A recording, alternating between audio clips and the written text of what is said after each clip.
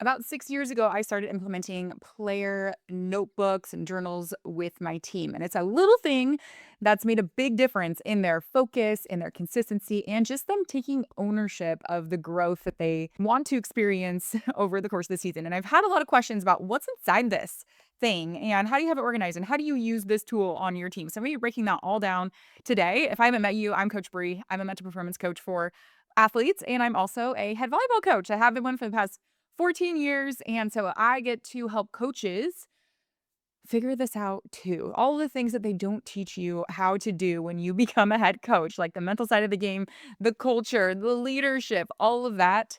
This is what this channel is all about. Now, let's get into it. This is just an example of the notebook. This looks pretty plain because what we do with my players is I do a little vision board workshop at the beginning of the season. So that activity is actually inside our mental training program for coaches called Plug and Play Elite Mental Game for Teams.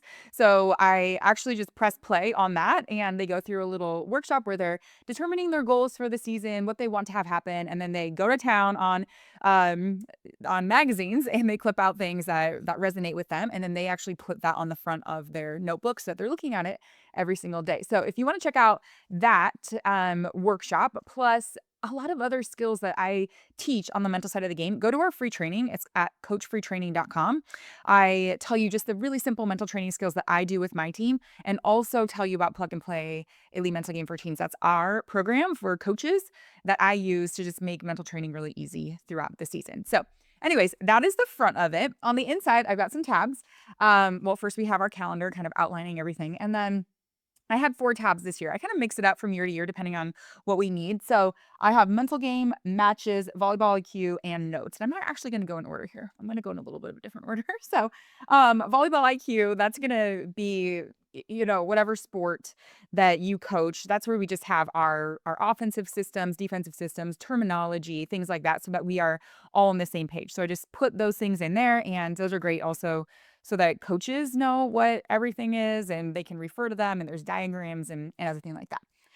Matches. So that section there is actually for pregame prep and postgame prep. So if we have any like scouting reports that we do or pregame prep when it comes to like, what are your goals for this match? And what is your intention for this match? What do we already know about the team if we have played them before? And then postgame reflection. So the things that they can reflect on what they did well, what they need to improve on, anything we want to remember when we see that team again, because we play everybody twice in our league. So that's that section. Notes is, as you would expect, there's just some blank paper back there so that if we do any sort of workshop or once a week we do Plug and Play Elite Mental Game for Teams. So we do a dedicated like 15 to 20-minute lesson on anything to do with mental training. So self-talk.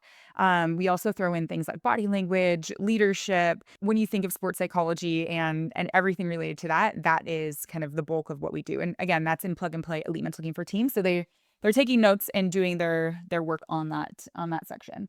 And then mental game. So the mental game section is something that they do every single day. So under that tab, I actually have sheets printed out with them for the structure of our daily mindset routine. That's called 3-2-1 Brave. So 3-2-1 Brave stands for 3 affirmations. So they come up for the season and the same workshop that they do their vision board. They come up with 3 affirmations that are going to kind of be their foundation, these mantras that are going to guide them through the season. And these aren't just random affirmations that just are like, I am smart, I'm strong, I'm beautiful. Like those are great, but they're not really kind of surfacey. So they're really rooted in what they want for the season. And they're written in first person, positive, present tense statements. So they write those down every day. So that's a 3. The 2 is 2 minutes of journaling. So I put a prompt on the board every day, and it's designed to really help them reflect. And sometimes it's also related to kind of what's going on in our season. So yesterday's prompt I had practice was, what can you do to be a more trustworthy teammate? So we're talking a lot about trust and what's in your control when it comes to your teammates trusting you. So it's allowing them to reflect. Another prompt that I put out was an example of where you've been mentally tough recently. So they're finding kind of evidence of, I'm using my mental training skills in my practices or in my games. So I kind of have a list of things that I go through depending on what we're going through in the season. So that's the 2 of the 3, 2, 1 brave. The 1, there's actually 2 parts to the 1. One thing that they're grateful for, there's a lot of research on, gratitude and finding the good in their environment and how when we do that, we actually create more good for ourselves. And then the other one is one piece of evidence that one of your affirmations is coming true. So like I said, they have 3 affirmations and they're gonna pick one of the 3 and they're just gonna find one piece of evidence in their last training session or their last competition of that coming true. And again, that is rewiring their brain to find the evidence that they're growing, that they're getting closer, they're getting mentally tougher, all of those things because our brain will go to the negative if left to its own devices is actually it's normal. It's what our brain is designed to do. So we really have to train our brain to not do that, to find actually the good in the evidence. And the brave section of 321 brave is actually a visualization that I lead my team through. So brave is also an acronym. It stands for the B stands for breath. So we do 5 breaths. The R stands for reset word. So they say the reset word at the top of each breath, which is again found through another training that we do in Plug and Play Elite Mental Game for Teams. And then they exhale. The A stands for affirmation, and the V stands for visualization. So they actually say each of their affirmations to themselves, and I prompt them to visualize that affirmation for about 10 seconds. And then the E stands for just energy shift. So at the end of Brave, which is about a 2-minute visualization, they are ready to go to practice, and then we take it from there. So that section on mental game is where they have their 3, 2, 1 brave little sheets that I printed out for them so that they are doing that on a daily basis. And that is always what we do before we go off to team practice.